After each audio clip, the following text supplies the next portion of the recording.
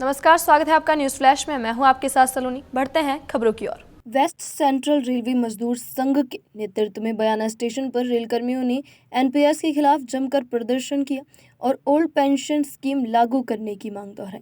कोटा मंडल कोषाध्यक्ष डी.के. शर्मा के नेतृत्व में सैकड़ों कर्मचारी हमें चाहिए ओपीसी के नारे लगाते नजर आए। प्रदर्शन में कई वरिष्ठ अधिकारी और कर्मचारी शामिल हुए।